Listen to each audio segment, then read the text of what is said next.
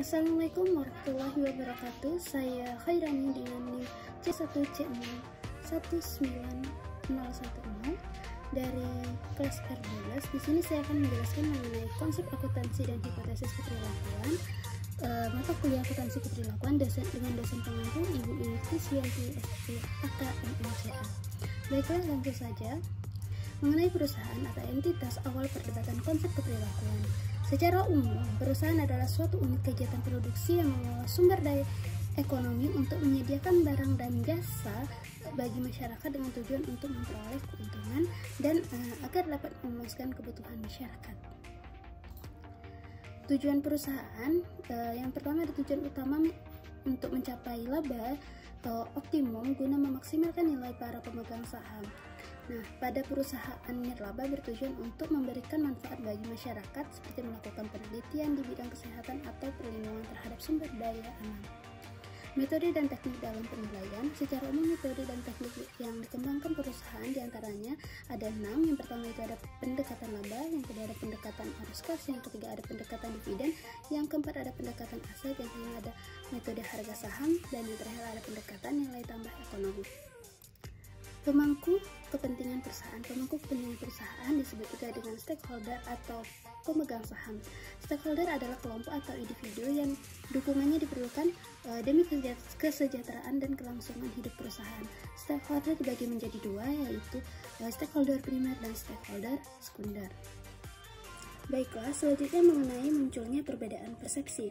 Munculnya perbedaan persepsi tentang konsep perusahaan didasarkan pada adanya perdebatan yang cukup hangat mengenai pencatatan akuntansi dalam alur konsep kepemilikan dan konsep entitas. Konsep kepemilikan yakni mengenai entitas adalah agen perwakilan atau pengaturan di mana seseorang wira swasta atau pemegang saham beroperasi. Memandang kelompok pemilik adalah sebagai pusat kepentingan yang dicerminkan dalam cara-cara di mana catatan akuntansi disimpan dan laporan keuangan disusun. Tujuan utama teori kepemilikan penentuan dan analisis dari kekayaan bersih pemilik. Rumusnya yakni aset dikurang liabilitas sama dengan properties theory. Masih tentang munculnya perbedaan persepsi, terdapat konsep entitas. Konsep entitas dianggap sebagai sesuatu yang terpisah dan berbeda dari pihak yang menanamkan modal ke dalam suatu perusahaan dan unit bisnis tersebut yang menjadi pusat perhatian dan menyajikan informasi yang harus dilayani bukan pemilik. Konsep entitas berorientasi pada income atau income oriented atau income statement oriented.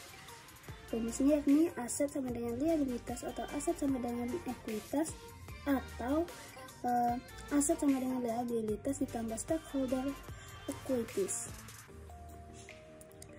Yang berikut ini mengenai konsep tanggung jawab sosial. Konsep tanggung jawab sosial yang pertama ini ada corporate social responsibility sebagai upaya perusahaan untuk meningkatkan kepedulian terhadap masalah sosial dan lingkungan dalam kegiatan usaha dan juga pada cara perusahaan berinteraksi dengan stakeholder yang dilakukan secara sukarela. Yang kedua ada konsep tanggung jawab sosial ini bagi menjadi dua, yakni dalam makna responsibility dalam arti sempit dan tanggung jawab yang hanya disertai sanksi moral. Yang kedua mengenai konsep tanggung jawab sosial yaitu dalam makna liability berbicara mengenai tanggung jawab ranah hukum dan biasanya diwujudkan dalam bentuk tanggung jawab keperdataan. Mengenai dampak struktur kepemilikan terhadap kinerja perusahaan atau Classical Theory of Managerial Firm, teori ini menjelaskan bahwa terjadinya perbedaan kinerja perusahaan yang dikendalikan oleh manajemen jika dibandingkan dengan perusahaan yang dikendalikan oleh pemilik perusahaan yang disebabkan karena adanya perbedaan kepentingan di antara keduanya. agensi perusahaan. Teori keagenan bertujuan untuk menyelesaikan yang pertama masalah agensi yang muncul ketika adanya konflik tujuan antar pemilik perusahaan dan manajemen serta kesulitan pemilikan perusahaan melakukan verifikasi pekerjaan manajemen. Yang kedua, masalah pembagian risiko yang muncul ketika pemilik perusahaan dan manajemen memiliki perilaku yang berbeda terhadap risiko. Pengaruh teori ekonomi perusahaan. Pada suatu waktu, konsep kepemilikan dan konsep entitas perusahaan menyebut keuntungan sebagai imbal hasil atau return bagi perusahaan, sementara pada saat yang lain menyebut keuntungan sebagai pengembangan kepada pemilik perusahaan. Konsep dari sudut pandang yang berbeda menyebut perbedaan akuntansi dan pelaporan disebabkan oleh eksistensi dari sudut pandang utama. Ini menurut Loring 1964. Beberapa hipotesis keperilakuan untuk konsep yang berbeda, yakni alasan terjadinya perbedaan persepsi.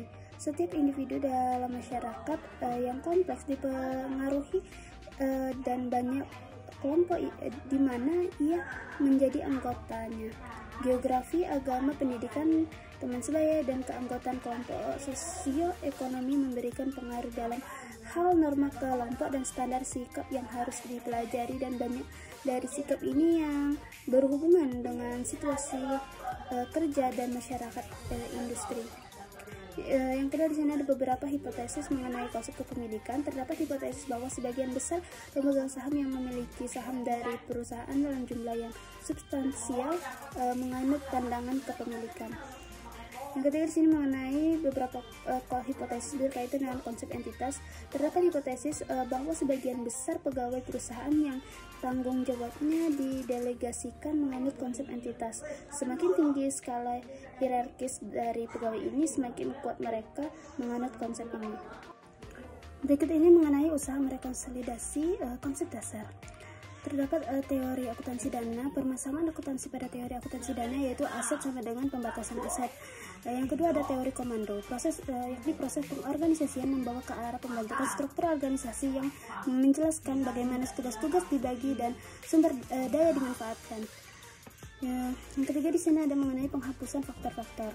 Gagasan teori dana didasarkan pada asumsi bahwa teori entitas maupun teori kepemilikan mencapai kesepakatan atas penggunaan berbagai item dengan pelaporan keuangan, dan keduanya sepakat dengan cara menghitung setiap item dalam laporan keuangan.